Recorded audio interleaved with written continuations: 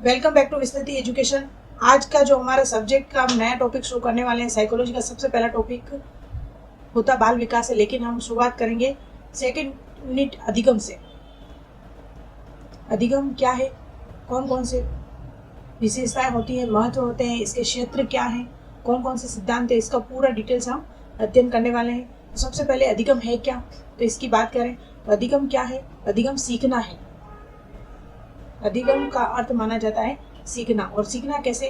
आप अनुभव, प्रशिक्षण द्वारा नवीन ज्ञान का अर्जन करते हुए, मानसिक योग्यताओं का प्रयोग करते हुए परिपक्वता की ओर बढ़ने के साथ साथ अपने जो व्यवहार में है अपेक्षाकृत स्थायी परिवर्तन है। ऑप्शन में दे दिया जाता है अधिगम है सीखना, अपेक्षाकृत स्थायी परिवर्तन, व्यवहार में परिवर्तन, उपयुक्त में से कोई नहीं। तो अपना आंसर वहां पर प्रबल हो जाएगा, अपेक्षाकृत स्थायी परिवर्तन अधिगम है।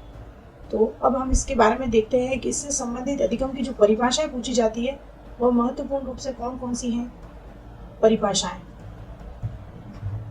यहाँ पे देखते हैं हम सबसे पहले जो परिभाषा सबसे ज्यादा पूछी जाती है, एक क्रो एंड क्रो। इन्होंने क्या परिभाषा दी थी?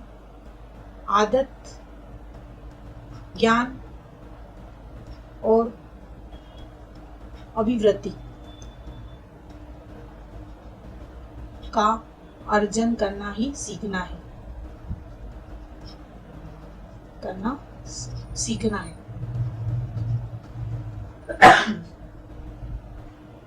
अर्जन करना ही सीखना है। क्रो एंड क्रो ने क्या परिभाषा दी है? आदत, ज्ञान और अभिवृत्ति का अर्जन करना सीखना है। एक और वैज्ञानिक हैं जिनकी भी प्रसिद्ध हम जो एग्जाम में आने वाली है महत्वपूर्ण परिभाषाओं को ही यहाँ पर हम देखेंगे, समझेंगे। एक महोदय है गिलफोर्ड। गिलफोर्ड महोदय क्या कहता है? सीखना व्यवहार द्वारा व्यवहार में परिवर्तन। कैसा परिवर्तन है? व्यवहार द्वारा व्यवहार में परिवर्तन। इनके कीवर्ड को हम ध्यान में रखेंगे।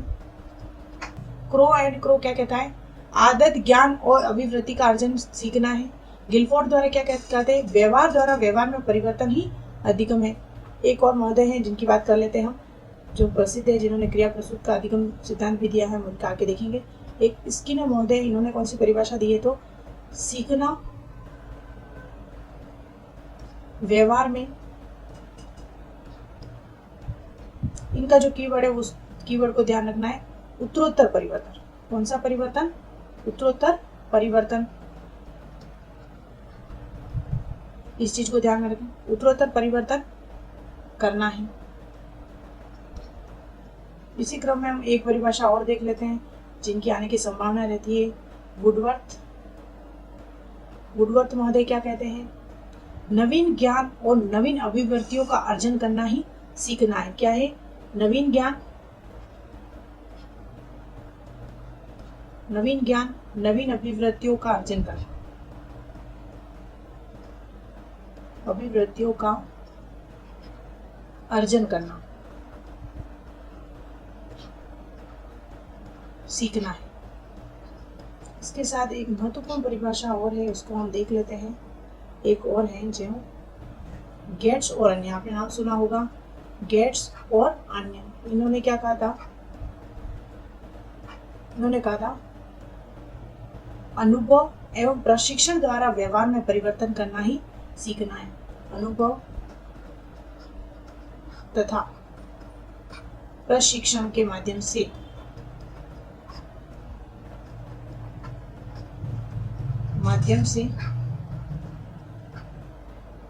व्यवहार में परिवर्तन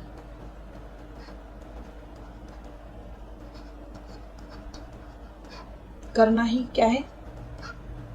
सीखना है। एक बार हम इस पूरे को समझ लेते हैं कि उन्होंने क्यों परिभाषा दी है, किस प्रकार दी है।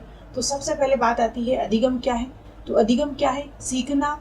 और कैसे सीखना? अनुभव और प्रशिक्षण द्वारा कैसा ज्ञान प्राप्त करना, कोई भी नवीन ज्ञान अर्जन करना है, वह कहलाता है अधिगम। और मानसिक योग्यताओं का प्रयोग करना। अधिगम कुछ भी सीखने के लिए हमें मेंटली कोशिश करनी होती है और मानसिक योग्यताओं का प्रयोग करते हुए सीखना भी जरूरी है। और अधिगम के लिए परिपक्वता की ओर बढ़ना, बिना परिपक्वता के आप अधिगम नहीं कर सकते। एक एग्जाम्पल मैं देती हूँ।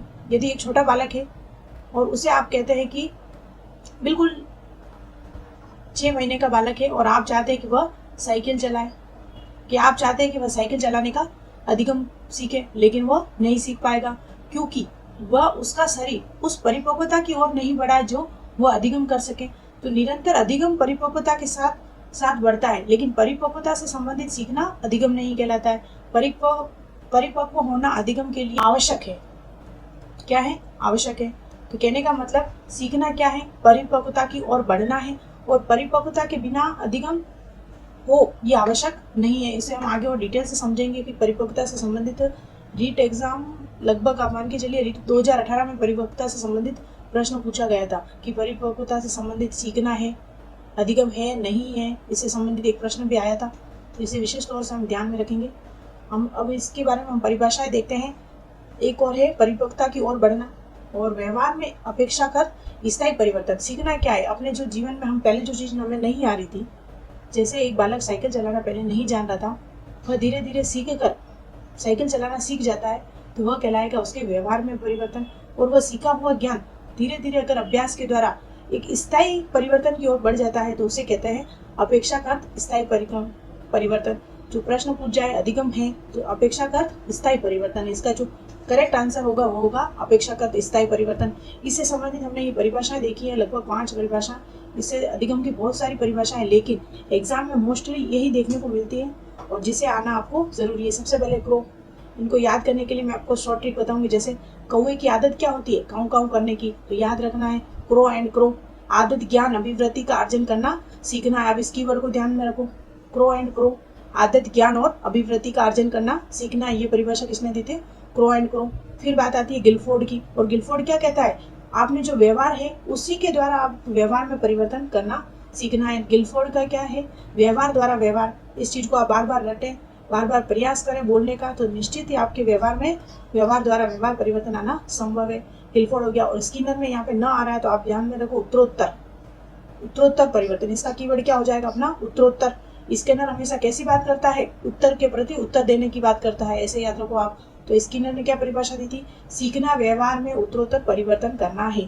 फिर बात करते हैं वुडवर्थ। वुडवर्थ हमेशा नवीन बात करता है, इस चीज को आप ध्यान में रखें। वुडवर्थ कैसी बात करता है? नवीन बात करता है। तो इसकी परिभाषा क्या हो जाएगी? नवीन ज्ञान, नवीन अभिवृत्तियों का अर्जन करना सीखना है। नवीन ज्ञान, नवीन अभिवृत्तियों का अर्जन करना सीखना है। तो वुडवर्थ कैसी बात करता है? नवीन बात करता है। तो नवीन ज्ञान, नवीन अभिवृत्तियों का अर्जन करना सीखना है। फिर बात आती है गेट्स और अन्य। आप गेट खोलोगे तो आपको क्या होगा? अनुभव होगा, ऐसे याद रखो। गेट खोलने पर आपको क्या होगा? अनुभव होगा। तो गेट्स और अन्य ने कौन सी परिभाषा दी है? तो अनुभव तथा प्रशिक्षण के माध्यम से व्यवहार में परिवर्तन करना सीखना है। एक बार फिर से रिपीट करते हैं परिभाषा, क्रो एंड क्रो। आदत, ज्ञान, अभिवृत्ति का अर्जन करना सीखना है। कौवे की क्या आदत है? काऊ काऊ करने की, इस चीज को याद रखें। और गिलफोर्ड क्या बात करता है? कि आप व्यवहार द्वारा व्यवहार में परिवर्तन करो, गिलफोर्ड। और स्किनर क्या कहता है? उत्तरोत्तर परिवर्तन की बात करता है। वुडवर्थ क्या बात करता है? नवीन ज्ञान, नवीन अभिवृत्तियों का अर्जन करने की बात करता है। और गेट खोलने से आपको क्या होगा? अनुभव। तो इन्होंने कौन सी परिभाषा दी है? अनुभव तथा प्रशिक्षण के माध्यम से व्यवहार में परिवर्तन करना ही सीखना है। अधिगम की जो मोस्टली अर्थ हमने यहाँ पर देख लिया है, और इससे संबंधित जो महत्वपूर्ण परिभाषा है वह देख ली है, अर्थ और परिभाषा देख ली है। अब आगे की स्लाइड में हम देखने वाले हैं अधिगम की कौन कौन सी विशेषताएं होती है, उनके बारे में देखेंगे। आप इसे स्क्रीनशॉट लेना चाहें तो भी ले सकते हैं, नोट्स बनाना चाहें तो भी ले सकते हैं। अब हम बात करते हैं अधिगम की विशेषताएं। तो अधिगम की कौन कौन सी विशेषताएं हैं, सबसे पहले टॉपिक डाल देते हैं अधिगम की विशेषताएं। सबसे पहले अधिगम की विशेषता कौन कौन सी है? सबसे पहले हमने अभी परिभाषा में देखा था, सबसे ऊपर क्या देखा था? अपेक्षाकृत स्थायी परिवर्तन। अधिगम क्या है? अपेक्षाकृत स्थायी परिवर्तन। सबसे पहले हमने यही देखा था, अधिगम अपेक्षाकृत स्थायी परिवर्तन है। फिर क्या देखा? अधिगम की एक और विशेषता है सार्वभौमिक है। अधिगम जरूरी नहीं है किसी स्थान विशेष पर ही अधिगम होगा, वह सभी जगह समान रूप से हो सकता है। तो अधिगम क्या है? सार्वभौमिकता होती है। क्या होती है अधिगम में? सार्वभौमिकता होती है। फिर बात आती है तीसरा विशेषता क्या है? तो इसमें क्या होगा? व्यवहार में परिवर्तन करना इसकी विशेषता है। व्यवहार में परिवर्तन करना, व्यवहार में परिवर्तन करना। और चौथा है अपना अधिगम की विशेषता होती है कि हमेशा कोई न कोई नवीन खोज होती है। क्या होती है? नवीन खोज होती है। फिर अगली विशेषता है, अधिगम की विशेषता होती है कि अधिगम में हमेशा क्या होता है? बुद्धि का विकास होता है। जैसे जैसे अधिगम करता रहता है बालक, वैसे वैसे उसके बुद्धि का विकास भी होता है।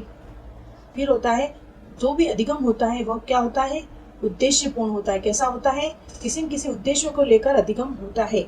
और अधिगम हमेशा परिवर्तनशील होता है। ऐसा नहीं है कि आपने साइकिल चलाना सीख लिया, इसके बाद आप मोटरसाइकिल नहीं चला सकते, कोई एक अधिगम कर लिया, जरूरी नहीं। अधिगम आगे से आगे कड़ी में जोड़ता हुआ परिवर्तनशील होता है। तो अधिगम कैसा होता है? परिवर्तनशील होता है। नेक्स्ट देखेंगे, अधिगम कैसा होता है? अधिगम हमेशा सकारात्मक भी हो सकता है और नकारात्मक भी हो सकता है। सकारात्मक एवं नकारात्मक भी हो सकता है। और एक और विशेषता है इसमें, अधिगम लाभ उठाने की योग्यता है। किसका लाभ उठाने की? अपने जो अनुभव है उनसे लाभ उठाने की योग्यता है। अनुभवों से लाभ उठाने की योग्यता है। लाभ उठाने की योग्यता है। और अधिगम की विशेषता होती है, अधिगम व्यक्तिगत भी हो सकता है और सामाजिक रूप से भी हो सकता है या फिर सामूहिक भी हो सकता है। कैसा हो सकता है? व्यक्तिगत, सामाजिक या फिर सामूहिक, किसी भी प्रकार से हो सकता है। अकेला व्यक्ति भी सीख सकता है, कुछ समूह में मिलकर भी सीख सकते हैं, समाज के साथ भी सीख सकते हैं, सामूहिक भी हो सकता है। और जो अधिगम है सबसे मोस्ट इम्पोर्टेंट, वह चलता है, जीवन पर्यंत चलता रहता है।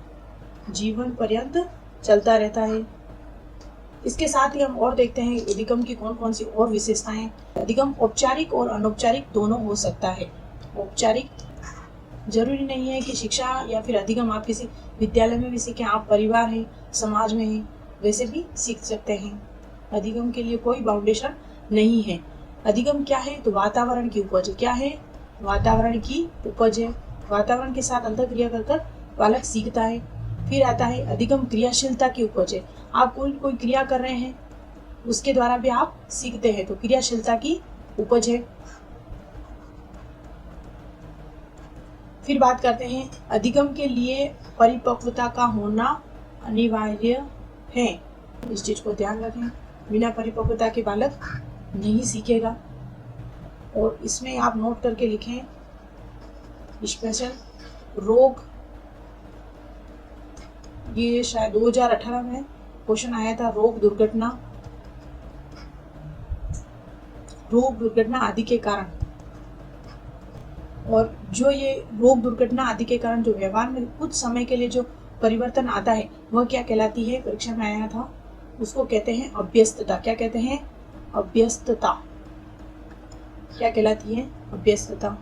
और परिपक्वता से संबंधित सीखना, एक नोट करके आप यहाँ पर लिखें, परिपक्वता से संबंधित सीखना अधिगम नहीं है। एक बार फिर से इस अधिगम की विशेषताओं को हम समझते हैं। अब अधिगम की जो विशेषताएं सबसे पहले दे रखी है, अपेक्षाकृत स्थायी परिवर्तन है। तो जो भी व्यवहार में आपका जो परिवर्तन आया है वो कुछ समय के लिए यदि है तो वो क्या कहलाएगी? अभ्यस्तता। जो रोग दुर्घटना आदि किसी नशे के कारण है, किसी के भी कारण यदि व्यवहार में कुछ समय के लिए परिवर्तन आया तो वह कहलाएगी अभ्यस्तता। और यदि व्यवहार में अपेक्षाकृत स्थायी परिवर्तन आया तो वह कहलाएगी अधिगम। और जो अधिगम होता है सार्वभौमिक होता है, सभी स्थान पर समान रूप से होता है। अधिगम व्यवहार में परिवर्तन करना है, आप निरंतर उस अधिगम करके अपने व्यवहार में परिवर्तन करते हैं। नवीन खोज करना है, अधिगम क्या होगा? एक नवीन खोज करेगा, वही होगा। और बुद्धि का विकास, अधिगम के द्वारा धीरे धीरे बुद्धि का विकास भी संभव है। और जो भी अधिगम होगा वह उद्देश्यपूर्ण होगा, बिना उद्देश्यपूर्ण के अधिगम संभव नहीं है। किसी न किसी उद्देश्य को लेकर ही अधिगम होता है। और अधिगम जो होगा वो हमेशा परिवर्तनशील रहेगा, आगे से आगे बढ़ता रहेगा और हमेशा परिवर्तित रहेगा। और जो अधिगम है वह सकारात्मक भी हो सकता है और नकारात्मक भी हो सकता है। कोई अच्छी चीज भी सीख सकता है, कोई बुरी चीज भी सीख सकता है। जरूरी नहीं है कि अधिगम हमेशा सकारात्मक रूप से ही हो, नकारात्मक भी हो सकता है। अनुभव से लाभ उठाने की योग्यता है, बालक अपने अनुभव से लाभ उठाने की योग्यता कहलाता है। और इसकी हमने परिभाषा क्या देखी? गेट खोलेंगे अनुभव होगा। तो किसने परिभाषा दी थी? गेट्स ने दी थी। इस चीज को भी याद रखें। गेट्स और अन्य ने कौन सी परिभाषा दी थी? अनुभव और प्रशिक्षण द्वारा लाभ उठाने की योग्यता है। और स्किनर ने क्या दी थी? उत्तरोत्तर, प्रो एंड प्रो, बार बार रिपीट करने पर ही आपको याद रहेगा। क्रो एंड क्रो, आदत ज्ञान अभिवृत्तियों का। और वुडवर्थ क्या बात करता है? वुडवर्थ बात करता है नवीन बातों की, नवीन ज्ञान, नवीन अभिवृत्तियों का अर्जन ही सीखना है। और व्यवहार, गिलफोर्ड ने क्या कहा था? व्यवहार द्वारा व्यवहार में परिवर्तन। इस चीज को याद रखिए, व्यवहार द्वारा व्यवहार में परिवर्तन।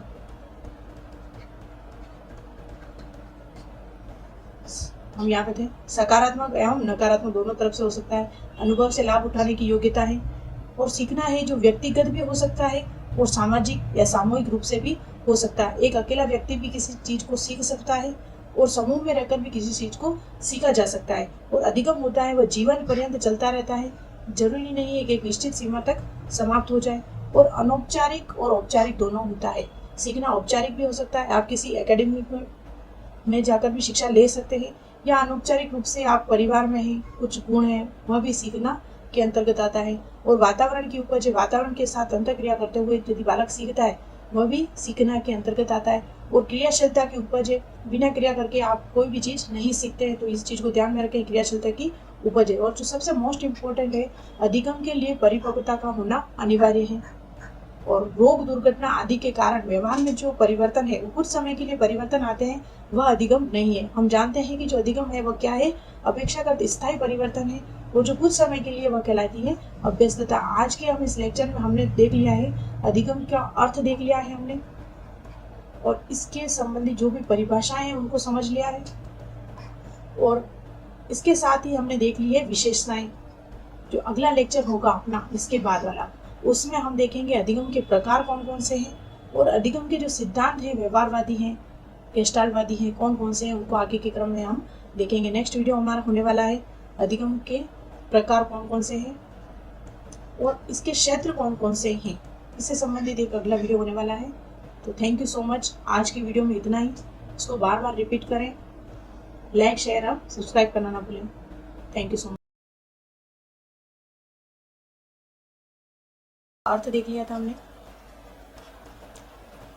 परिभाषाएं देख ली और विशेषताएं देख ली थी। आज का जो हमारा टॉपिक है इसमें हम देखेंगे अधिगम के प्रकार कौन से हैं और इसके क्षेत्र कौन से हैं। एक बार हम परिभाषाओं को फिर से रिपीट कर लेते हैं। सबसे पहले हमने कीवर्ड में देखा था, हमने क्रो एंड क्रो की बात की थी। और क्रो एंड क्रो की क्या आदत होती है? आदत ज्ञान अभिवृत्तियों का अर्जन करना सीखना है। स्किनर किसकी बात करता है? स्किनर उत्तरोत्तर सीखने की बात करता है। गिलफोर्ड क्या बात करता है? व्यवहार द्वारा प्रशिक्षण। और वुडवर्थ हमेशा नवीन बात करता है, तो नवीन ज्ञान, नवीन अभिवृत्तियों का अर्जन करना ही सीखना है। और एक और देखी थी हमने गेट्स और अन्य की, गेट्स एवं अन्य की। तो उन्होंने क्या कहा था? गेट होने पर हमें अनुभव होता है, तो अनुभव एवं प्रशिक्षण के माध्यम से व्यवहार में जो परिवर्तन करना है वह सीखना कहलाता है। ये पांचों परिभाषाएं हमने देखी थी, एक बार हमने इसको रिकॉल कर लिया है। अब आज का जो हमारा सेशन है हम शुरुआत करते हैं कि अधिगम के प्रकार कितने होते हैं। तो सबसे पहले अधिगम के प्रकार कितने होते हैं? तो मुख्य रूप से यदि पूछा जाए तो अधिगम के प्रकार होते हैं दो। कौन कौन से होते हैं उसे हम डिटेल से देखते हैं। सबसे पहला प्रकार है इसमें जिसे कहते हैं हम उसे ए नाम दे देते हैं, जिसे कहते हैं पेशीय अधिगम। और पेशीय अधिगम का संबंध होता है कामक क्रिया अधिगम, कामक अधिगम। इसी का संबंध होता है शारीरिक, और शारीरिक होती है वह होती है यांत्रिक, और इसी को कहते हैं कर्मेंद्रिय। इसके जो नाम है अधिकतर होते हैं, जो सारे मैंने यहाँ पे लिख दिए हैं। पेशीय अधिगम कह सकते हैं उसी को, कामक अधिगम कह सकते हैं, शारीरिक अधिगम कह सकते हैं, यांत्रिक अधिगम कह सकते हैं, और कर्मेंद्रिय अधिगम कह सकते हैं। पेशीय अधिगम में होगा क्या? हमारी कर्मेंद्रियां, और कर्मेंद्रियां कौन सी हैं? तो कर्मेंद्रियां होती है अपने जो हाथ पैर के माध्यम से, कर्मेंद्रियों के माध्यम से मस्तिष्क को होने वाला अधिगम पेशीय अधिगम, कामक अधिगम, शारीरिक, यांत्रिक, कर्मेंद्रिय अधिगम कहलाता है। इस बात को ध्यान में रखें।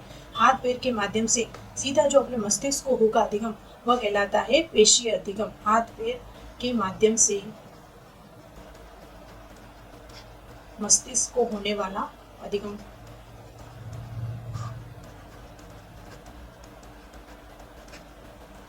वाला अधिगम क्या कहलाएगा?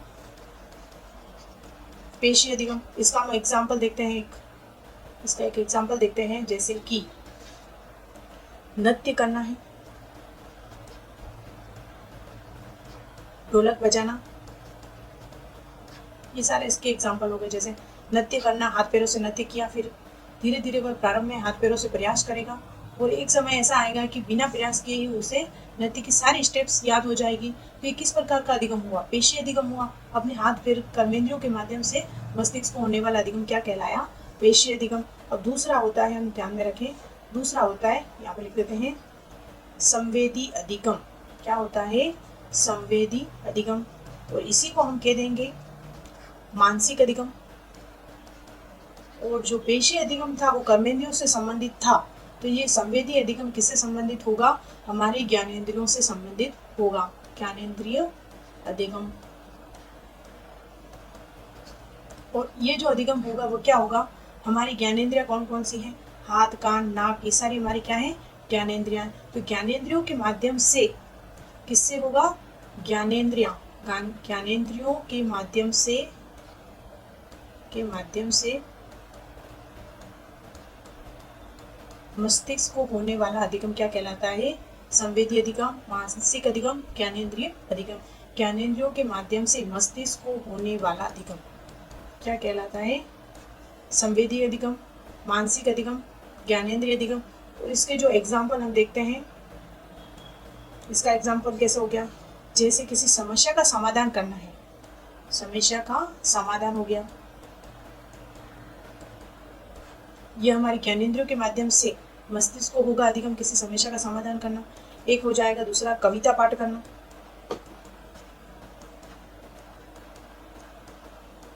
और किसी भी चीज का विश्लेषण करना, यह भी ज्ञानेंद्रियों से संबंधित है। इस प्रकार के एग्जाम्पल हो सकते हैं जिनका संबंध हमारी ज्ञानेंद्रियों के माध्यम से मस्तिष्क को यदि कोई अधिगम हो रहा है तो वह कहलाएगा संवेदी अधिगम, मानसिक और ज्ञानेंद्रिय अधिगम। विश्लेषण करना, एक बार हम इसे पूरा रिपीट कर लेते हैं। तो सबसे पहले जो अधिगम के प्रकार पूछे जाएं तो क्या हो जाएगा? 2 प्रकार के अधिगम होता है। कौन कौन सा होता है? तो पेशीय अधिगम और संवेदी अधिगम। याद रखने के लिए, जो भी पेशियां होती है उसे हम कहते हैं गामक अधिगम। और गामक अधिगम किसके माध्यम से होता है? हमारे शारीरिक जो हाथ पैर हैं, और हाथ पैर के माध्यम से जो भी अधिगम किया जाता है वह यांत्रिक कहलाता है। और यांत्रिक किस प्रकार होता है? तो कर्मेंद्रियों के माध्यम से।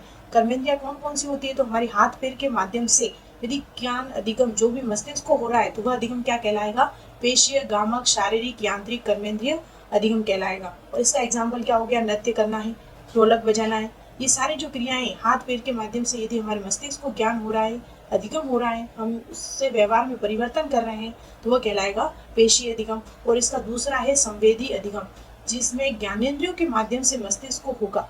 वह पेशीय अधिगम में तो हमारे हाथ पैर के माध्यम से मस्तिष्क को अधिगम हो रहा है, और यहाँ पे जो होगा ज्ञानेंद्रियां, हाथ, कान, नाक, जो भी हमारी ज्ञानेंद्रियां हैं 5, उनके माध्यम से मस्तिष्क को होने वाला अधिगम कहलाता है संवेदी अधिगम, मानसिक अधिगम या फिर ज्ञानेंद्रिय अधिगम। इसके जो एग्जाम्पल हो जाएंगे, किसी भी समस्या का समाधान करना है, कविता पाठ करना है, किसी भी चीज का विश्लेषण करना है, यह हो जाएगा संवेदी अधिगम। अब हम आगे के क्रम में देखते हैं, जो कि अगला पाठ हमने लिया था, अधिगम के कौन कौन से क्षेत्र हैं। शुरुआत करते हैं, अगला जो पॉइंट हमने डिस्कस करने वाले हैं, अधिगम के क्षेत्र।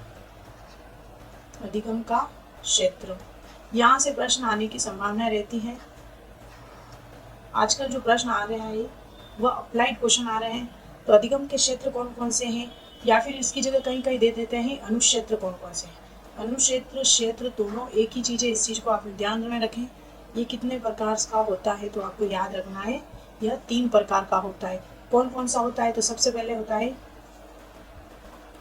ज्ञानात्मक अधिगम, दूसरा होता है भावनात्मक अधिगम, और तीसरा जो अधिगम होता है वह होता है क्रियात्मक अधिगम। सबसे पहले बात करें हम ज्ञानात्मक अधिगम। और ज्ञानात्मक अधिगम का संबंध किससे है तो हमें ध्यान में रखना है, ज्ञानात्मक अधिगम का संबंध सीधा किससे है? तो ज्ञान से। किससे है? ज्ञान से है। और जो ज्ञानात्मक अधिगम है इसे कहीं कहीं दे दिया जाता है संज्ञानात्मक अधिगम भी नाम दे दिया जाता है, इस चीज को भी आप ध्यान में रखें। और बात करें ज्ञानात्मक अधिगम कितने प्रकार का होता है, तो सबसे पहले होता है प्रत्यक्षात्मक दूसरा होता है प्रत्यक्षात्मक, प्रत्यात्मक, और तीसरा हो जाएगा साहचर्यात्मक। इस सब को हम समझेंगे कि इसमें क्या होता है। ज्ञानात्मक अधिगम कितने प्रकार का होता है, तो यह पुनः 3 प्रकार का होता है, प्रत्यक्षात्मक, प्रत्याघात्मक और साहचर्यात्मक। जो प्रत्यक्षात्मक होगा वो किस प्रकार होगा, यदि किसी ज्ञान का सुनकर या देखकर, कैसे सुनकर और देखकर यदि ज्ञान का अर्जन किया जा रहा है तो वह कहलाएगा प्रत्यक्षात्मक। और कौन सी अवस्था में किया जाता है, तो ये किया जाता है शेषवावस्था में। हमेशा बालक सुनेगा, देखेगा और फिर अधिगम करेगा। तो किस अवस्था में होगा, तो ये पूछा जाए तो शेषवावस्था में। और प्रत्यक्षात्मक, सुनकर देखकर जो प्रत्यक्ष अनुभव कर अगर ज्ञान प्राप्ति कर रहा है तो वह कहलाता है प्रत्यक्षात्मक। और फिर बात आती है प्रत्यात्मक। इसका संबंध किसी से है, तो आप ध्यान में रखें, तर्क वितर्क या फिर चिंतन कर। किसी भी ज्ञान का अर्जन यदि तर्क वितर्क, प्रत्यय का अर्थ ही होता है विचार, और विचार कब होंगे, जब तर्क वितर्क या आप चिंतन करेंगे। और ये किस अवस्था में होता है, तो बाल्यावस्था और किशोर अवस्था दोनों में यह अधिगम किया जाता है। और साहचर्य का अर्थ समझे। साहचर्य का अर्थ ही क्या है, पूर्व ज्ञान का नए ज्ञान से संबंध। साहचर्य का अर्थ क्या हो गया, पूर्व ज्ञान का नए ज्ञान से क्या संबंध है, उसको सीखते हुए सीखना। और जो साहचर्यात्मक है वह तीनों अवस्थाओं में किया जाएगा। शेषवावस्था में भी किया जाएगा, बाल्यावस्था में भी किया जाएगा और किशोरावस्था में भी किया जाएगा। और प्रत्यात्मक किसमें किया जाएगा, तो यह किया जाएगा बाल्यावस्था प्लस किशोरावस्था। और जो सुनकर और देखकर किया जाएगा वह शेषवावस्था में किया जाएगा। एक बार फिर से समझते हैं, ज्ञानात्मक अधिगम को कितने भागों में बांटा गया, 3 भागों में बांटा गया। सबसे पहला है प्रत्यक्षात्मक, जिसमें बालक सुनकर देखकर अधिगम करेगा, वह कहलाएगा प्रत्यक्षात्मक। और प्रत्यात्मक का अर्थ क्या है, विचार। और विचार कब आएगा, जब तर्क वितर्क या चिंतन किया जाएगा। और फिर रहती है साहचर्यात्मक। साहचर्य का अर्थ क्या है, पूर्व ज्ञान का नए ज्ञान से संबंध जोड़ते हुए अधिगम करना। और जो तीनों अवस्थाओं में किया जाएगा साहचर्यात्मक, वह यह है। तो आगे के क्रम में हम देखते हैं भावात्मक अधिगम क्षेत्र क्या है। भावात्मक अधिगम से संबंधित इसका संबंध किससे है, तो आपको ध्यान में रखना है, जिस प्रकार ज्ञानात्मक अधिगम का संबंध किससे है, ज्ञान से, उसी प्रकार भावात्मक अधिगम का संबंध किससे है, भावनाओं से। किससे है, अपने अंदर की जो मन की भावनाएं होती है उनसे द्वारा जो भी सीख रहा है बालक, उनसे संबंधित है। और भावनाओं का से संबंधित क्या है, जैसे किसी प्रसिद्ध कवि की कविता सुनकर भाव विभोर होना। एग्जाम्पल क्या हो गया, किसी प्रसिद्ध कवि की कविता सुनकर भाव विभोर होना भावात्मक रूप से। जैसे अभी वर्तमान में पुष्पराज मूवी आई है, उसमें आप भावात्मक रूप से जुड़ गए और सभी अधिकतर डायलॉग चलने लगे, झुकेगा नहीं। उस प्रकार किसी से भावनात्मक रूप से जुड़ना ही भावात्मक अधिगम कहलाता है। और फिर आता है अपना क्रियात्मक अधिगम। इसका संबंध किससे है, तो शारीरिक कौशल से। किससे संबंधित है, आपको ध्यान में रखना है, शारीरिक कौशल से संबंधित है। और शारीरिक कौशल किस प्रकार के हो गए, जैसे आपने एग्जाम्पल रूप में देखें, हारमोनियम बजाना है, दूसरा है नृत्य करना, यह भी कौशल क्रियात्मक अधिगम से संबंधित है। नृत्य करना, साइकिल चलाना। एक बार हम फिर से इस चीज को समझने का प्रयास करते हैं, कौन कौन से क्षेत्र हैं। सबसे पहले अधिगम के क्षेत्र कितने हैं। सबसे पहले तो हमने पढ़ा था अधिगम के कितने प्रकार हैं, तो 2 प्रकार के हैं। कौन कौन से, पेशीय और संवेदी अधिगम।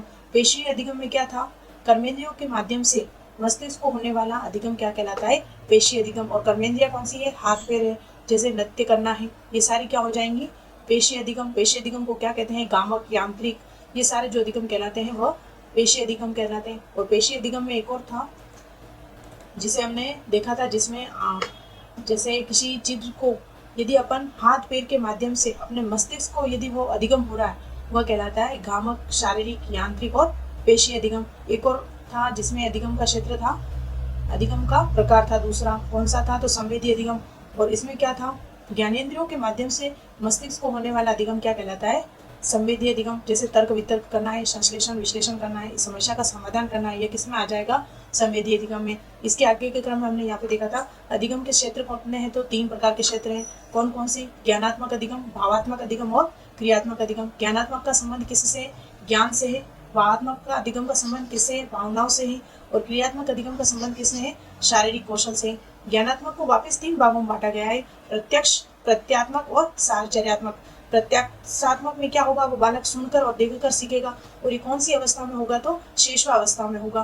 प्रत्यात्मक तर्क वितर्क या चिंतन कर सीखेगा। और कौन सी अवस्था में होगा? तो बाल्यावस्था और किशोरावस्था में होगा। साहचर्यात्मक का अर्थ क्या है? पूर्व ज्ञान का नए ज्ञान से संबंध जोड़ते हुए सीखना। तो ये तीनों अवस्थाओं में बालक सीखेगा। शैशवावस्था में भी सीखता है, बाल्यावस्था में भी सीखता है और किशोरावस्था में भी सीखता है। और भावात्मक अधिगम, किसी प्रसिद्ध कवि की कविता सुनकर यदि आप भाव विभोर हो गए, ये भी एक अधिगम है, भावात्मक रूप से जुड़ा हुआ। क्रियात्मक अधिगम, जिसमें आपने क्रियात्मक शारीरिक कौशल अर्जित किए, जैसे हारमोनियम बजाना है, नृत्य करना है, साइकिल करना है। आज का जो वीडियो था जिसमें हमने देखा, अभी तक अधिगम के क्षेत्र में हमने देख लिया है, अधिगम का अर्थ देख लिया है। कलर चेंज कर लेते हैं। हमने अधिगम का अर्थ, परिभाषा, अधिगम के कौन कौन से प्रकार है वो देख लिए हैं, और इसके क्षेत्र या अनुक्षेत्र को समझ लिया है। क्षेत्र, अनुक्षेत्र।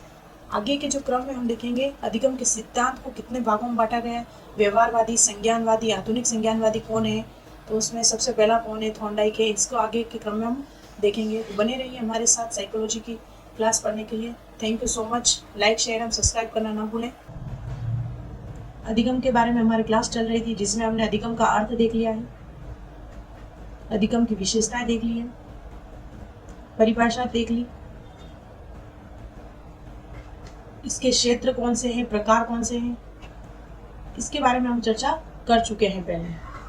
अब हम बात करते हैं अधिगम के जो सिद्धांत है, जो सबसे महत्वपूर्ण टॉपिक है अधिगम का, उसके बारे में हम शुरुआत कर रहे हैं। अधिगम के सिद्धांत।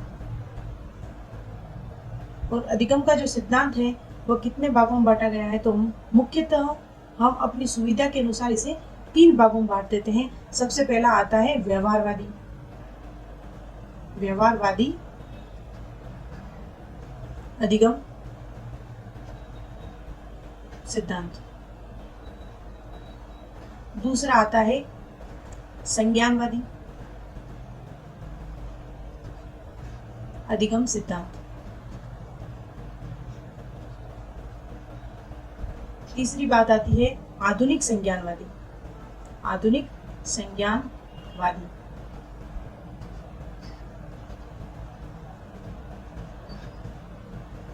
अधिगम के जो सिद्धांत है वो मुख्यतः 3 भागों में बांटे हैं। हमने सबसे पहला बांटा है व्यवहारवादी अधिगम सिद्धांत, दूसरा संज्ञानवादी अधिगम सिद्धांत और तीसरा है आधुनिक संज्ञानवादी अधिगम सिद्धांत।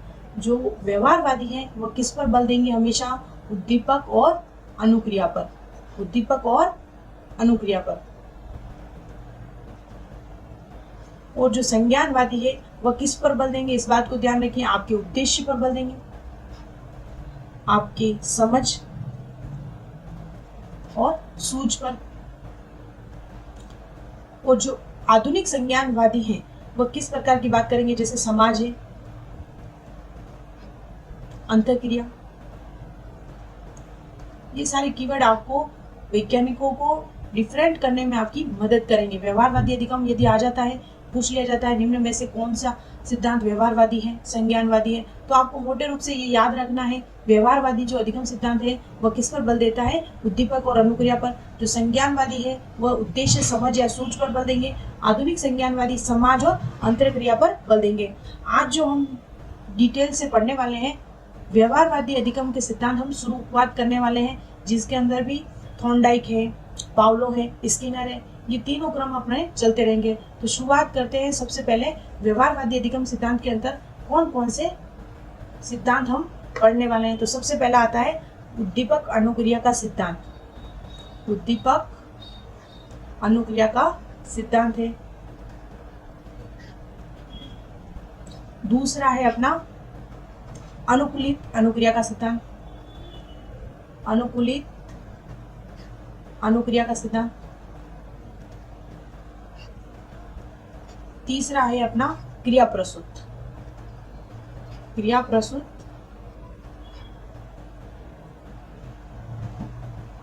अनुबंधित सिद्धांत। उद्दीपक अनुक्रिया का सिद्धांत किसके द्वारा दिया गया? तो आपको याद रखना है, उद्दीपक और अनुक्रिया का सिद्धांत सबसे प्रमुख माना जाता है। इससे प्रश्न आने की संभावनाएं ज्यादा रहती है। थॉर्नडाइक ने इस सिद्धांत को दिया था। अनुकूलित अनुक्रिया का सिद्धांत किसके द्वारा दिया गया? पावलो द्वारा दिया गया है। और क्रिया प्रसूत सिद्धांत किसके द्वारा दिया गया है? स्किनर के द्वारा। हम बात करते हैं पुनः एक बार अधिगम का जो सिद्धांत है, मोटे रूप से हम इसका जो तैयार कर रहे हैं बेस, वो 3 भागों में पड़ा है। ये हमारी बहुत लंबी क्लासें होने वाली है, धीरे धीरे इनको आप इंटरप्रेट करते हुए सीखें। इससे पहले हमने अधिगम के बारे में शुरुआत कर दी थी, इसकी परिभाषा है। उसके बाद हम सिद्धांत की बात करते हैं, व्यवहारवादी अधिगम सिद्धांत, संज्ञानवादी अधिगम सिद्धांत और आधुनिक संज्ञानवादी अधिगम सिद्धांत। सबसे पहले हम जो क्रम चल रहा है हमारा व्यवहारवादी अधिगम सिद्धांत के बारे में बात करने वाले हैं, और इसके अंदर हम मोटे रूप से हम इन तीनों सिद्धांत के बारे में अध्ययन करेंगे। उद्दीपक अनुक्रिया का सिद्धांत, अनुकूलित अनुक्रिया का सिद्धांत और क्रिया प्रसूत अनुबंधित सिद्धांत। आज का जो हमारा सेशन है वह शुरुआत होती है उद्दीपक अनुक्रिया सिद्धांत यानी कि थॉर्नडाइक से। तो शुरुआत करते हैं व्यवहारवादी में सबसे पहला सिद्धांत आता है उद्दीपक अनुक्रिया का सिद्धांत। हम बात करते हैं तो ये सिद्धांत के प्रवर्तक कौन माने जाते हैं, तो हमें याद रखना है इनके प्रवर्तक माने जाते हैं थॉर्नडाइक। इनके प्रवर्तक माने जाते हैं थॉर्नडाइक माने जाते हैं। और ये थॉर्नडाइक कहाँ के निवासी थे, तो आपको याद रखना है अमेरिका के थे। और थॉर्नडाइक क्या थे, तो एक उद्दीपक अनुक्रिया का सिद्धांत के प्रवर्तक कौन है, तो थॉर्नडाइक है। इन्होंने किस पर प्रयोग किया, इन्होंने प्रयोग किया था बिल्ली पर, कोई कहता है भूखी बिल्ली पर। कुल मिलाकर आपको ध्यान में रखना है उद्दीपक अनुक्रिया का सिद्धांत किसके द्वारा दिया गया, तो थॉर्नडाइक के द्वारा दिया गया। और इन्होंने प्रयोग किस पर किया, तो बिल्ली पर प्रयोग किया। और कब किया, 1913 में इन्होंने बिल्ली पर प्रयोग किया था। उस प्रयोग को भी हम पूरा डिटेल से देखेंगे। उससे पहले हमें इस सिद्धांत के जो उपनाम है उनके बारे में हम देखते हैं। इस उद्दीपक अनुक्रिया के सिद्धांत के उपनाम कौन कौन से हैं। सबसे पहला आता है, इसे कहते हैं एसआर सिद्धांत। एसआर सिद्धांत, stimulus response theory. English word भी आप ध्यान में रखें क्योंकि हिंदी वर्ड इतने हैं इसके उपनाम। इससे अच्छा आप एक स्टिमुलस रेस्पॉन्स थ्योरी याद रखेंगे, उससे आपका क्वेश्चन सही हो जाएगा। लेकिन हिंदी में हम देखते हैं देखो कितने नाम है। इसकी जगह आपको मिल जाएगा संबंधवाद। तीसरा है अपना बंध का सिद्धांत। ये सारे इसी के उपनाम हैं। चौथा है भूल एवं प्रयास का सिद्धांत।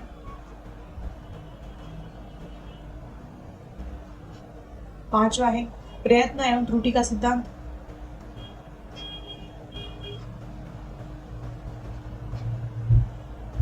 बहुप्रतिक्रिया का सिद्धांत।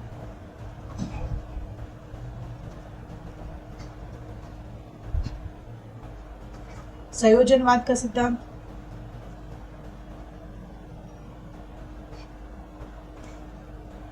चयन एवं संबंधन का सिद्धांत।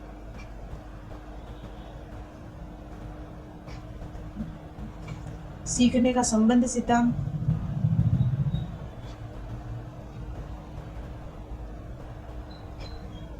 फिर आता है आवृत्ति का सिद्धांत।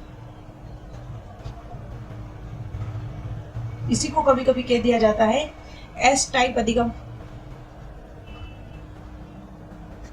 और कहीं कहीं एक नाम और है उत्तेजना प्रतिक्रिया का सिद्धांत। ये सारे हिंदी में थॉर्नडाइक के जो दीपक अनुक्रिया सिद्धांत है उसके उपनाम है उत्तेजना प्रतिक्रिया। इनके नाम क्यों है, सबसे पहले हम इसे समझने का प्रयास करें। उससे पहले हम इसका जो प्रयोग किया था वह सबसे पहले उस प्रयोग को समझ लेते हैं कि इन्होंने प्रयोग क्या किया था। इन्होंने ली थी एक भूखी बिल्ली। क्या ली थी, भूखी बिल्ली। बिल्ली ली लेकिन वह भूखी थी, इस बात को भी आप ध्यान में रखें। बिल्ली ली, उसको बंद किया पिंजरे के अंदर। इसमें बंद किया पिंजरे में, और वह पिंजरा बंद था। लेकिन उस पिंजरे में एक ऐसी व्यवस्था थी जिस पर पैर लगने से वह पिंजरे का दरवाजा खुल जाता है। और पिंजरे के बाहर उन्होंने रखा, कहीं कहीं मछली मिलती है और कहीं कहीं मांस मिलता है, मांस का टुकड़ा रखा और दरवाजा। ये पूरी व्यवस्था उस प्रयोग में थी। 1913 में प्रयोग किया। उन्होंने एक बिल्ली ली, उसको बंद की पिंजरे के अंदर, और बाहर उद्दीपक के रूप में क्या रखा, मछली या मांस का टुकड़ा। तो आपको पूछ लिया जाए थॉर्नडाइक के द्वारा जो सिद्धांत दिया गया उसमें उद्दीपक क्या था, मछली। और जो इस प्रयोग को हम पूरा डिटेल से देखते हैं, उन्होंने बिल्ली ली, उसे पिंजरे में बंद की, और बिल्ली के द्वारा की गई बहुत सारी उछल कूद करने के बाद एक समय ऐसा आया, इस बिल्ली का इस पंजा पड़ जाता है और ये दरवाजा खुल जाता है।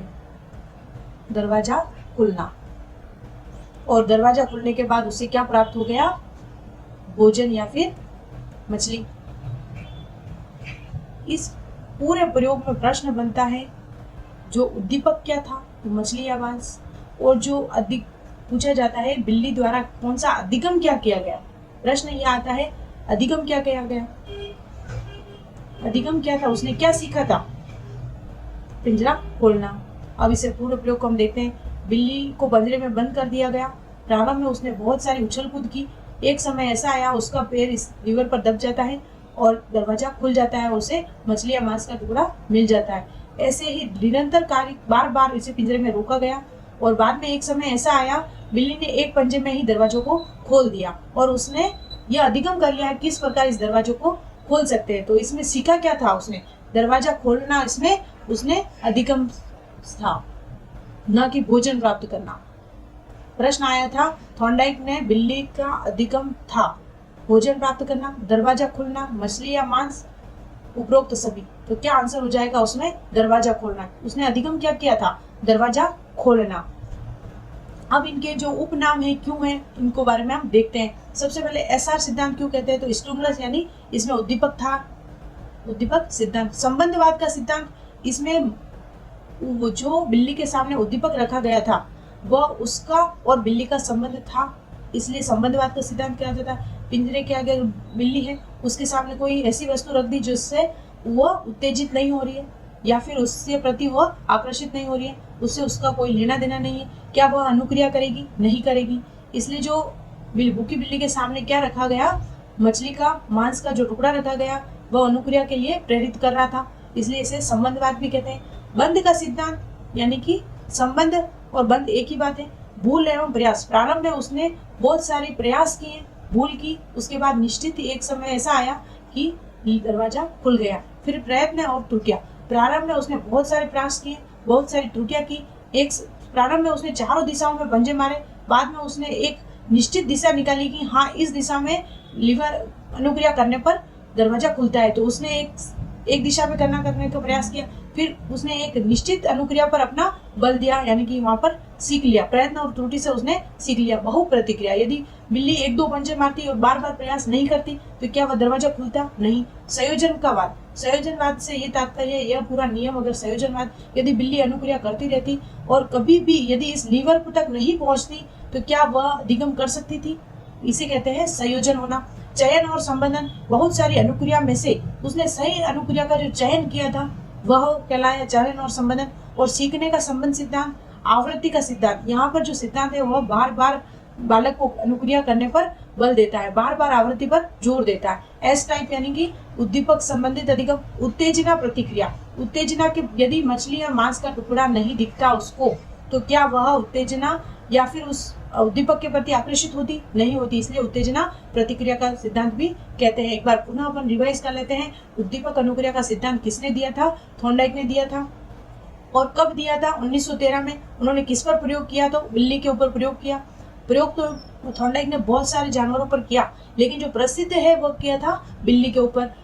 इसके उपनाम कौन कौन से हैं पूछ लिया जाए। एसआर सिद्धांत है, संबंधवाद है, बंध का सिद्धांत है, भूल एवं प्रयास का सिद्धांत है, प्रयत्न एवं त्रुटि, बहु प्रतिक्रिया सिद्धांत, संयोजनवाद का सिद्धांत, चयन और संबंधन, सीखने का संबंधन, आवृत्ति का सिद्धांत, एस टाइप अधिगम, उत्तेजना और प्रतिक्रिया। और जो प्रयोग किया था, उन्होंने एक बिल्ली ली, उसे पिंजरे में बंद किया, उसमें एक लीवर लगा दिया जहां से दरवाजा खुलता है। बिल्ली ने बार बार अनुक्रियाएं की, बाहर मछली का मांस का टुकड़ा रख दिया और बहुत सारी उछल कूद करने के बाद एक समय ऐसा आया कि दरवाजा एक समय में ही एक अनुक्रिया करने पर खुल गया, तो वह कहलाया अधिगम करना और उसे भोजन दे दिया गया। इस स्लाइड में हमने देखा है उद्दीपक अनुक्रिया का सिद्धांत क्या है। अब हम बात करते हैं जो थॉर्नडाइक ने अधिगम सीखने के जो नियम दिए थे, अगर प्रश्न पूछा जाए, कलर चेंज कर देते हैं। हमने उसका मोटे रूप से हमने देख लिया था क्या प्रयोग किया है, उसके उपनाम क्या है। अब हम बात करते हैं अधिगम या सीखने के नियम, यह भी दिए गए थे। शिक्षा के क्षेत्र में वो तो बात हो गई, उन्होंने क्या प्रयोग किए, यहाँ से प्रश्न आने की संभावना रहती है। अधिगम व सीखने के नियम कितने दिए तो पूछ लिए तो कितने नियम दिए गए थे? तो 2 नियम दिए गए थे। 2 कौन कौन से दिए गए थे? मुख्य और गौण। मुख्य नियम और गौण नियम। मुख्य नियम कितने दिए गए थे तो पूछ ले तो अपन को ध्यान में रखना है, मुख्य नियम दिए गए थे 3। और वो कौन कौन से हैं? तो सबसे पहली बात आती है तत्परता। तत्परता का नियम। दूसरा दिया था इन्होंने अभ्यास। अभ्यास नियम। तीसरा दिया था प्रभाव या परिणाम का नियम। पिछली रीट 2018 में जो प्रश्न बना है वह यहाँ से बना है, प्रभाव और परिणाम के नियम से बना है। तो निश्चित ही आपके लिए महत्वपूर्ण है ये सीखने के नियम। गौण नियम थे कितने दिए तो आपको ध्यान में रखना है। कितने नियम दिए तो 5 नियम दिए। कौन कौन से हैं? सबसे पहला है बहु प्रतिक्रिया का नियम। बहु प्रतिक्रिया का नियम।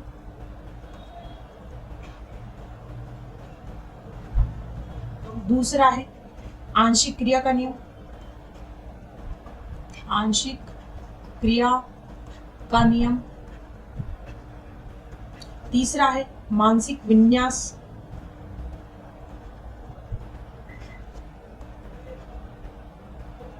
या फिर इसे कह देते हैं अभिवृत्ति मानसिक क्रिया नियम। मानसिक क्रिया नियम। चौथा था आत्मीकरण का नियम।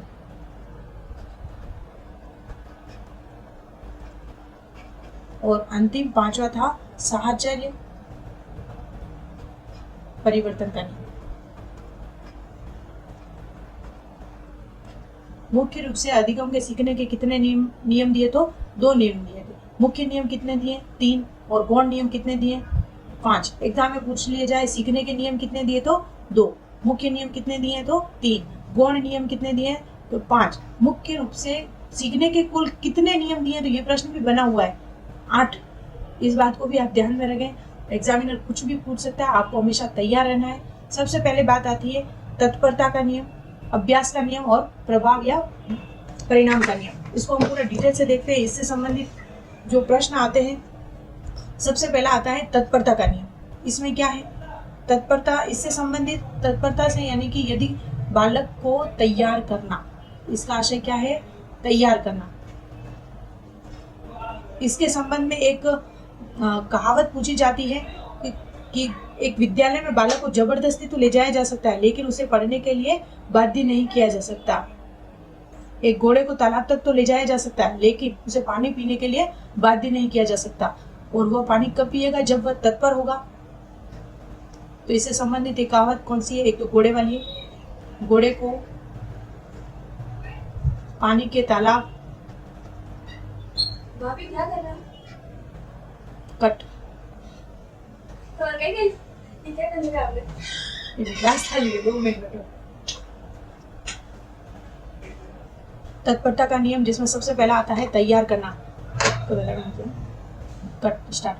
सबसे पहला नियम आता है तत्परता का नियम। इसका आशय है तैयार करना। एक घोड़े को पानी के तालाब तक तो ले जाया जा सकता है लेकिन उसको पीने के लिए बाध्य नहीं किया जा सकता। इससे संबंधित यह कहावत फेमस है। उसके बाद आप देखते हैं अभ्यास का नियम दूसरा।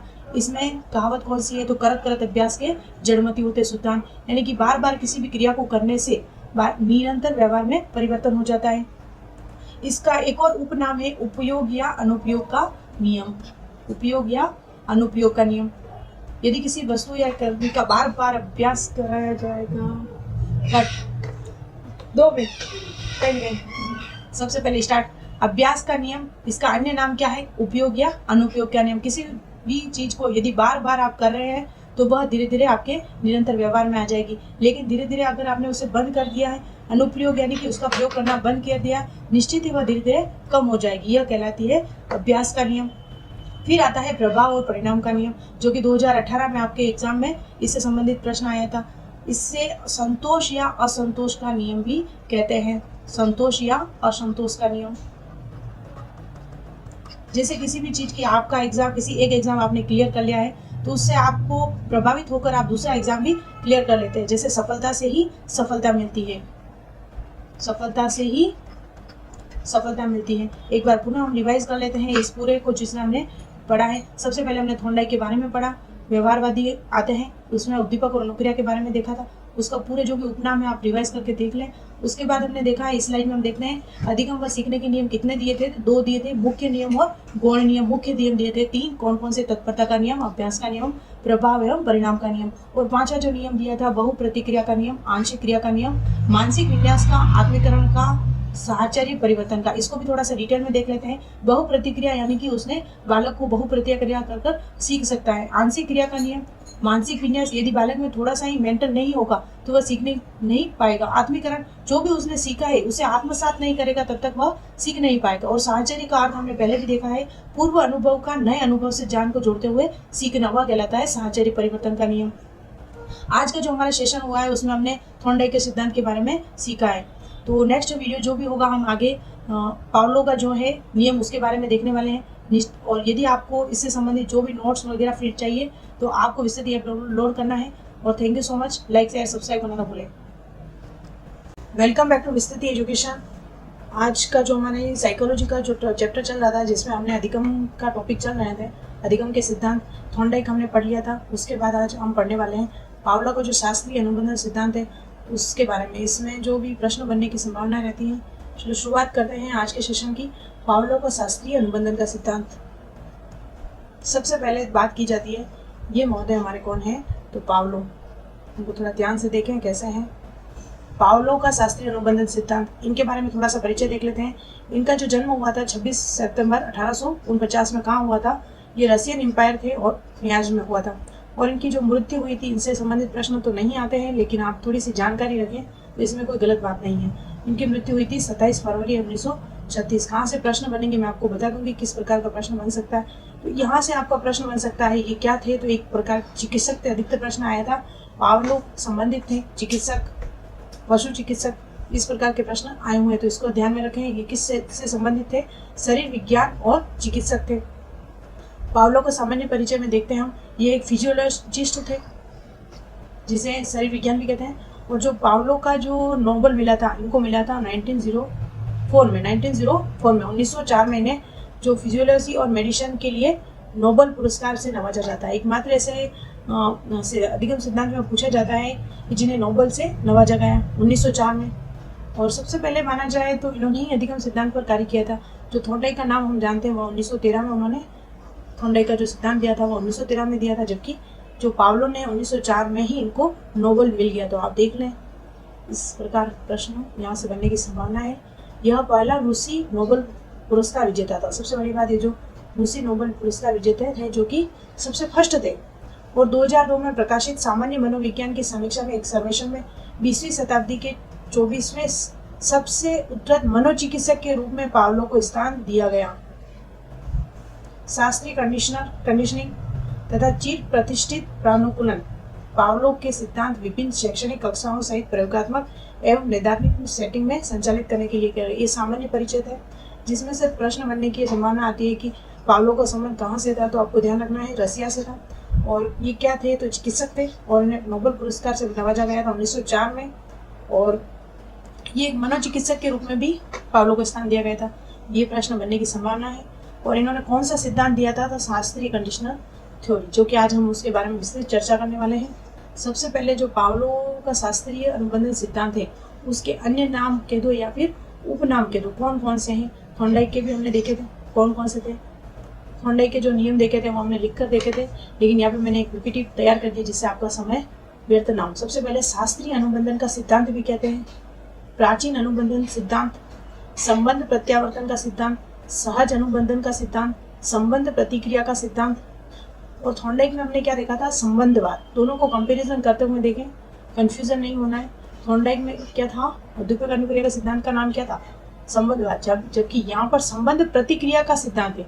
परंपरा अनुबंधन का सिद्धांत, अनुबंधन का सिद्धांत, अनुकूलित अनुक्रिया का सिद्धांत, प्रतिवादी अनुबंधन का सिद्धांत, अनुबंधित अनुक्रिया के सिद्धांत, क्लासिकल अनुबंधन सिद्धांत। ये सारे उपनाम है जिसको आप एक बार रिपीट करें, याद हो जाएंगे। अब आगे देखते हैं।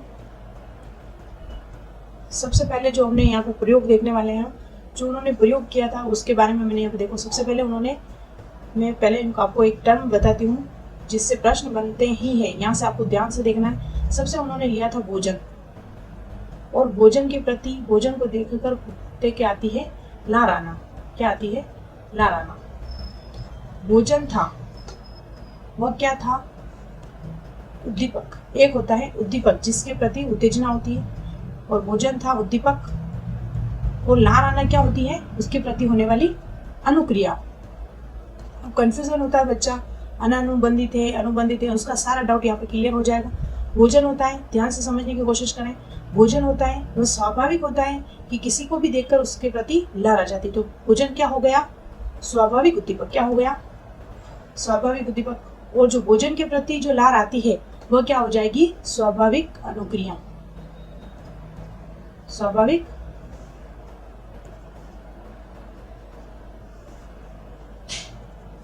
भोजन के प्रति जो लार आएगी वह कहलाएगी स्वाभाविक अनुक्रिया। और दूसरा जो उद्दीपक लिया था उसको अलग कलर से डिनोट करते हैं। एक ली थी घंटी, वो जो घंटी के प्रति क्या आ रही थी, लार आना। घंटी थी वह क्या थी, अस्वाभाविक उद्दीपक। क्या थी, अस्वाभाविक उद्दीपक। और जो घंटी के प्रति जो लार आ रही थी कुत्ते की, वह थी अस्वाभाविक लार। पूरे प्रयोग को बाद में देखेंगे, आप कंफ्यूज मत हो कैसे क्या हो रहा है। अस्वाभाविक अनुक्रिया। अब देखते हैं स्वाभाविक उद्दीपक और स्वाभाविक अनुक्रिया।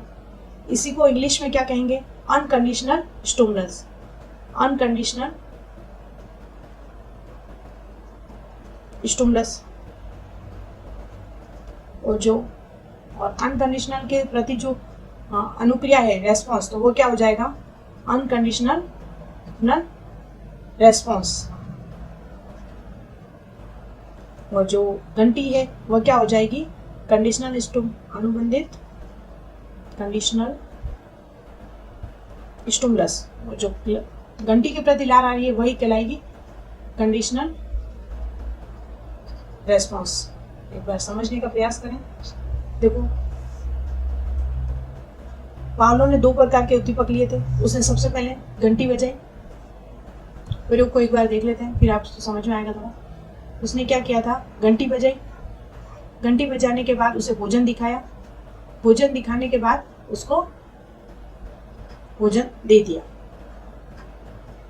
और इसका जो भोजन की जो लार ग्रंथि है वह एक प्रकार का चिकित्सक थे पावलोव जी। उन्होंने यहाँ पर एक ट्यूब व्यवस्थित कर दी जिसमें लार इकट्ठी होती रहती थी, तो उसको डिनोट करते थे। घंटी बजाई, भोजन दिखाया, लार आई और भोजन उसको दे दिया। एक समय ऐसा आया जिसमें केवल घंटी बजाई, भोजन दिखाया ही नहीं था और उसके लार आ गई। ये क्रिया बार बार कराने पर एक समय ऐसा आता है कि केवल घंटी बजाई और कुत्ते के लार ला गए। तो जो घंटी के प्रति जो लार आना था वह क्या था, अस्वाभाविक अनुक्रिया। अस्वाभाविक अनुक्रिया। और किसके प्रति हुई, तो ये क्या था, कंडीशनल CS, यानी कि कंडीशनल स्टिमुलस। और कंडीशनल स्टिमुलस के प्रति जो रेस्पॉन्स हुआ वह हो गया CR। और जो भोजन के प्रति आ रही थी लार, तो वो क्या था, अनकंडीशनल, यानी UCS। और UCS के प्रति जो लार आ रही थी वह थी UCR।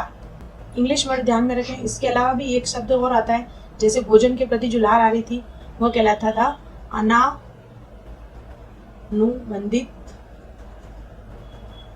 उद्दीपक। अनानुबंधित उद्दीपक और अनानुबंधित अनुक्रिया। और जो घंटी थी वह उसके प्रति अनुबंधन स्थापित करना था, ये याद रखो। तो अनुबंधन उद्दीपक हो जाएगा, अनुबंधन उद्दीपक। और अनुबंधन के प्रति जो लार आना था, अनुबंधन अनुक्रिया। एक बार फिर से देखो इस पूरे। सबसे पहले पावलोव ने क्या किया, घंटी बजाई, भोजन रखा, कुत्ते के लार आई और उसको भोजन दे दिया। ये क्रिया बार बार करता रहा।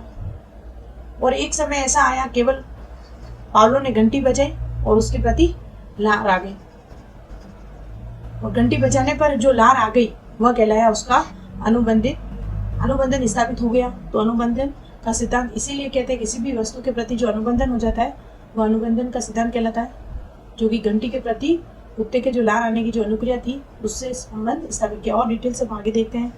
आप तो केवल इन शब्दों को ध्यान में रखें।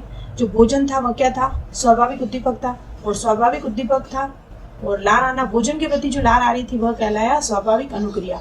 और इसको इंग्लिश में क्या कहेंगे? अनकंडीशनल स्टिमुलस और अनकंडीशनल रेस्पॉन्स। यदि वह घंटी बजाता है और उसके प्रति यदि लार आती है तो वह कहलाएगा कंडीशनल अनुबंधन, और उसके प्रति जो लार आ रही है तो कंडीशनल रेस्पॉन्स। CR क्या हो गया?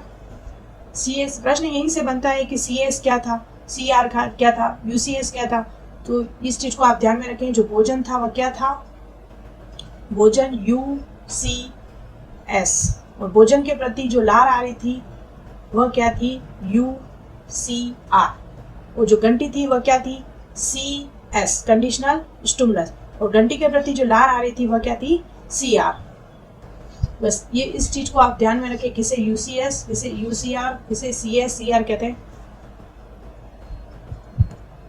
देखो यहाँ पे फिर से समझाया गया। स्वाभाविक उद्दीपक क्या है? UCS क्या था? भोजन, और जो भोजन के प्रति लार आ रही थी वह थी UCR। ठीक है, उसके बाद क्या था? अस्वाभाविक उद्दीपक क्या था? घंटी, और ये क्या था? CS। घंटी क्या थी? CS, और इसके प्रति जो लार आ रही थी वह क्या थी? CR, लार आना। अनुबंधित है, अनुकूलित है। ये सारे पूरे इसका स्क्रीनशॉट ले ले, खुद स्वयं बनाए, फिर ये आपको याद रहेगा। पावलो का प्रयोग में भोजन स्वाभाविक उद्दीपक है, ये बात हमने बात कर ली। जो भी भोजन था वह क्या था? स्वाभाविक उद्दीपक था, नेचुरल स्टिमुलस। इसे क्या कहते हैं? अनअनुबंधित। अनअनुबंधित क्यों कहेंगे? क्योंकि इसके प्रति हमें अनुबंधन स्थापित करने की आवश्यकता नहीं है, क्योंकि भोजन के प्रति लार आना एक स्वाभाविक अनुक्रिया है। तो अनकंडीशनल स्टिमुलस। UCS क्या हो गया अपना? भोजन। भोजन को देखने पर कुत्ते के मुंह में लार आना एक स्वाभाविक अनुक्रिया है, नेचुरल रेस्पॉन्स है। इसे अनुबंधित अनुक्रिया यानी कि UCR कहेंगे, और जो भोजन हो जाएगा UCS हो गया।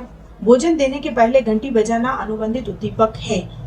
घंटी क्या है? CS, यानी कि इसके प्रति हमें अनुबंधन स्थापित करना है, इसलिए CS, अनुबंधित उद्दीपक। अगर कुत्ते के भोजन न देकर केवल घंटी बजाने पर ही लार आती है तो वह क्या हो जाएगा? CR।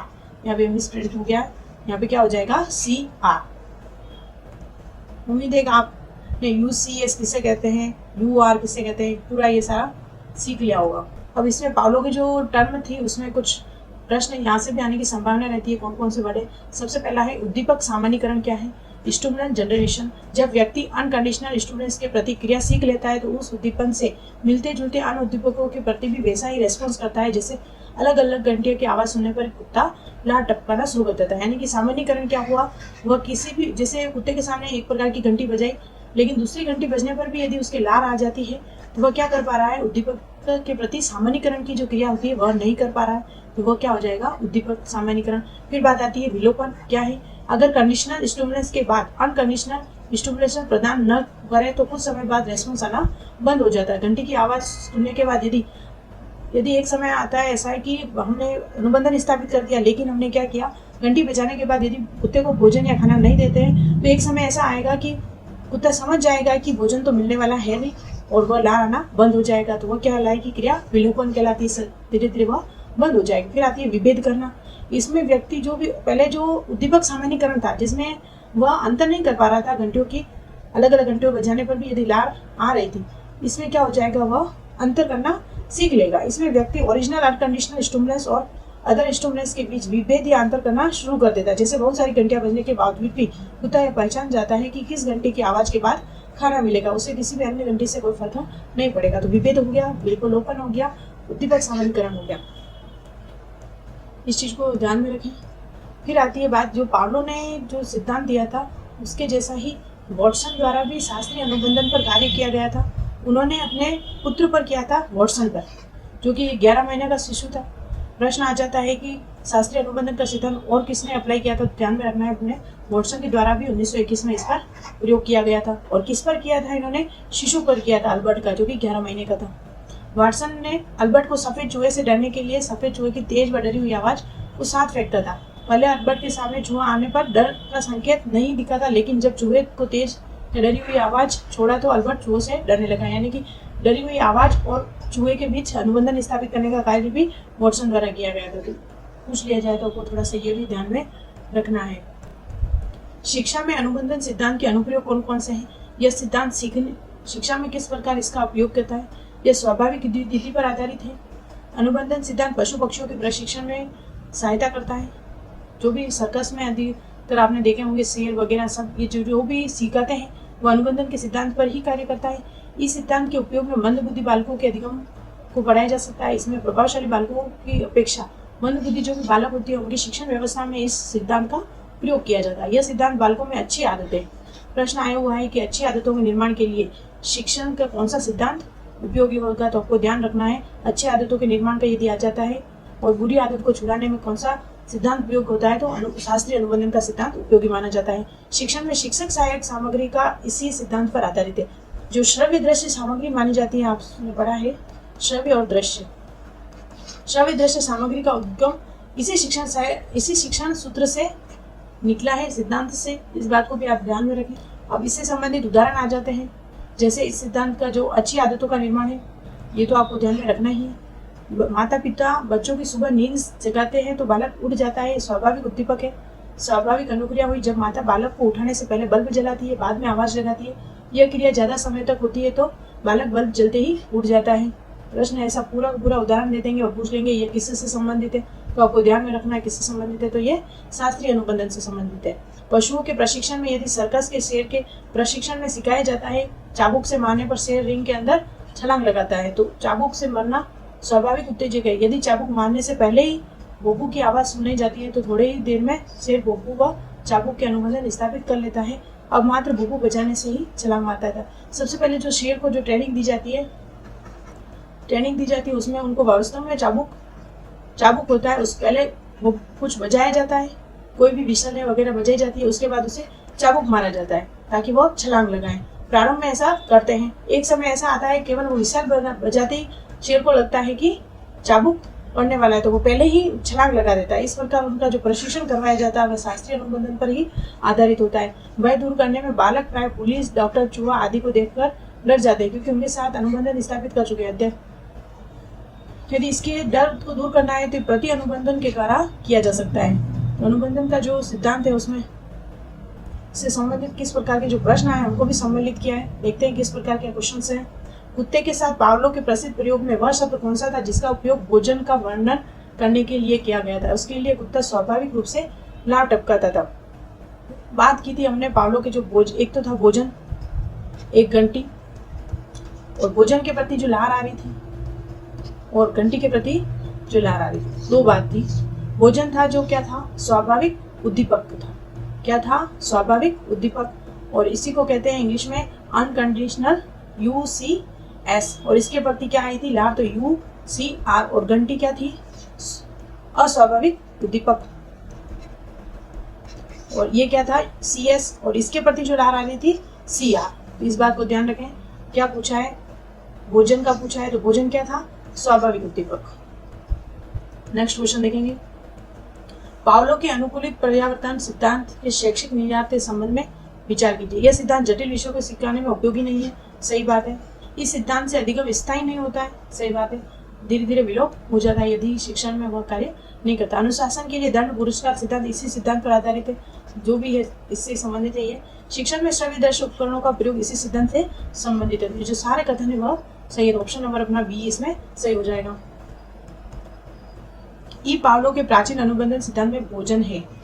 भोजन क्या था? हमने देखा था, देखो कंफ्यूजन करने के लिए तो भोजन देखो अनिकुर्य आप डायरेक्ट काट दो तो आपका 50% क्वेश्चन सही होने की संभावना हो जाती। और भोजन था, उसके प्रति अनुबंधन स्थापित करना की आवश्यकता थी? नहीं थी, तो अनुबंधन तो स्थापित करना ही नहीं है। तो अपना जो आंसर हो जाएगा अनुबंधित दीपक। कंफ्यूजन नहीं होना, अपने आप से प्रश्न कर कर उसको सोल्व करना है। पावलो के प्रयोग से अधिगम के एक प्रसिद्ध सिद्धांत का निर्माण हुआ। सूझ व अंतर्दृष्टि का सिद्धांत, प्रयास और त्रुटि का सिद्धांत, पुनः बलन का सिद्धांत और सबलीकरण का सिद्धांत। सबलीकरण का सिद्धांत है वह पावलो के सिद्धांत से संबंधित है। नेक्स्ट क्वेश्चन देखेंगे। यह सिद्धांत नियंत्रित वातावरण में किए गए प्रयोग पर आधारित है।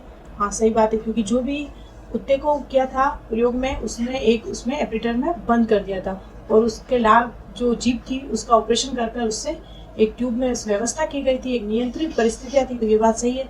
यह सिद्धांत अधिगम की यांत्रिक उपागम पर विचार करता है। सही है। यह सिद्धांत पुनः बलन पर आधारित है। हाँ, पुनः बलन जो इसमें था वो भोजन के रूप में उसे दिया जा रहा था, तो पुनः बलन पे संबंधित है। यह सिद्धांत सहज क्रियाओं में कोई परिवर्तन करके उन्हें संबंध किया जाता है। लार आना क्या है? एक सहज क्रिया है, तो यह भी सहज सिद्धांत भी है। पावलो के सिद्धांत में अनुबंध उच्च श्रेणी का अनुकूलन है। पावलो के सिद्धांत में जो अनुबंधन है वो सही बात है। तो इसमें जो ऑप्शन है, ये मैंने आपको क्वेश्चन आए हुए हैं, क्या आप इन क्वेश्चन को कर पा रहे हैं? कमेंट बॉक्स में जरूर बताएं। फिर ये पावलो का सिद्धांत किस नाम से जाना जाता है? संबंध प्रत्यावर्तन का सिद्धांत। सही बात है। संबंध प्रतिक्रिया का सिद्धांत, अनुकूलित अनुक्रिया का सिद्धांत, उपयुक्त अपने सभी हो गया। वो बहुत सारे हमने नाम देखे थे, उनको ध्यान में रखें। अधिगम से संबंधित पावलो की रचना कौन सी है? Animal intelligence, conditional response, dynamic theory और लर्निंग रिफाइनमेंट। एनिमल इंटेलिजेंसी किसकी है? तो थॉर्नडाइक की। और कंडीशनल इसमें आ जाएगा अपना रिफ्लेक्शंस, पावलो को पूरा